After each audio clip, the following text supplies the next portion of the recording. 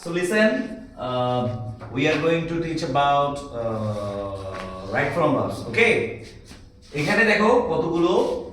20টা sentence দেওয়া আছে right from verbs এর এখানে প্রত্যেকটাই ডিফারেন্ট একটা rules so you have to understand properly okay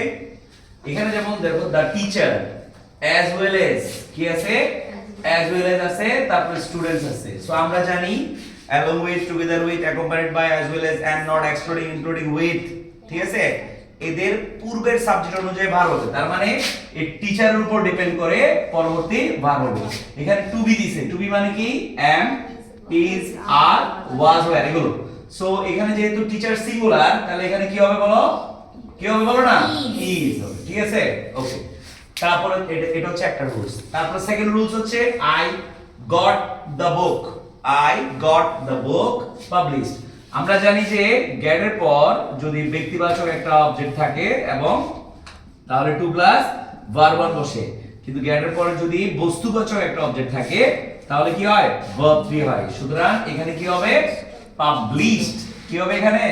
published ওকে তিন নাম্বারটাও পজিটিভ ভার্ব তিন নাম্বারের রুলসটা হচ্ছে যে মেক এর রুলস এরকম ফর্ম আর কয়েকটা আছে আরো তিনটা আছে কি যেমন let মেক তারপর হ্যাভ এগুলোর পরে একটা অবজেক্ট বসে অবজেক্ট ব্যক্তি হোক বস্তু যাই হোক তারপরে ভার্ব ওয়ান বসে সুতরাং এখানে কি হবে I made him do the work যা আছে তাই থেকে যাচ্ছে ওকে তারপর রুলসটা হচ্ছে would you enjoy আমরা জানি এনজয় একটা ট্রানজিটিভ ভার্ব ঠিক আছে এনজয় একটা ট্রানজিটিভ ভার্ব তারপরে এনজয় এর পরে কি হয় আইএনজি হয় তাছাড়া আরো কতগুলো ভার্ব আছে যেমন admit anticipate appreciate avoid can't help consider delete enjoy finish mind or pass can't do with looks for to get used to এগুলোর পরে হয় টু প্লাস ভার্ব কিন্তু আরেকটা কোনটা ওটা হচ্ছে admit anticipate appreciate avoid can't help যেগুলো বললাম এইগুলোর পরে কিন্তু কি হয় এনজয় ফিনিশ এগুলোর পরে কি হয় ভার্ব ওয়ান প্লাস আইএনজি হয় তাহলে এখানে কি হবে would you enjoy having কি হবে having ওকে আইএনজি তারপরে 5 নাম্বার হচ্ছে যে had better would rather এর পরে ভার্বের বেস ফর্ম হয় বেস ফর্ম ওকে সো এখানে কি হবে লিভ যে লিভ আছে লিভে হবে এই সেন্টেন্সটা একটু ডিফারেন্ট এখানে yesterday আছে yesterday last night long ago last year once upon a time এগুলো past indefinite tense হয় a man একজন ব্যক্তি ট্রাক মানে কি বাস তার উপর দিয়ে চলে গেছে তো তার উপর দিয়ে কে গেছে বাস গেছে বাস কোথায় আছে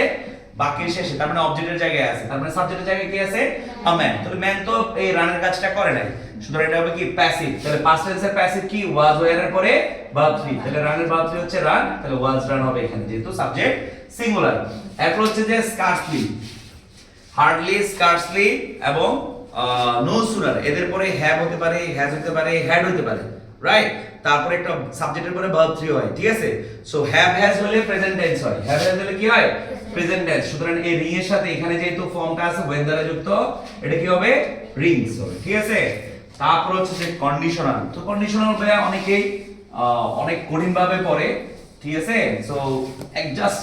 যতটুকু জানলে হয়ে যায় যেমন ইফ এর সাথে যদি আমি প্রেজেন্ট টেন্স ইউজ করি প্রেজেন্ট ইনডিফিনিট ইউজ করলাম তাহলে এই পাশে সাবজেক্টের পরে will verb 1 will can may এগুলোর পরে verb 1 এখানে যদি আমি past tense ইউজ করি ঠিক আছে past indefinite ইউজ করি তাহলে সাবজেক্টের পরে will টা কি হবে would এর পরে verb 1 হবে আর যদি আমি এখানে past perfect ইউজ করি তাহলে এখানে কি হবে would এর পরে বলো would have verb 3 তাহলে এখানে কি দেওয়া আছে if I were past tense তাহলে এখানে কি হবে would suffer যেটা আছে সেটা হবে ঠিক আছে তারপর হচ্ছে যে এরপরটা ইম্পর্টেন্ট রুলস সেটা হচ্ছে be used to অথবা get used to এই দুইটা ফ্রেজের পরে কি বসে verb 1 প্লাস ing হয় তাহলে এই যে she আছে she was used to rising হবে কি হবে rising okay be used to এবং get used to করে verb 1 প্লাস ing হয় কিন্তু মনে রাখতে হবে যদি এটা অবজেক্ট হয় সাবজেক্টের জায়গায় যদি অবজেক্ট বসে তাহলে ইউজড টুর পরে ভার্বের বেস ফর্ম হবে তার মানে আমরা এইভাবে বলতে পারবো object plus be used to plus verb ঠিক আছে এই 10টা রুলস ক্লিয়ার করো আন্ডারস্ট্যান্ড সবাই ওকে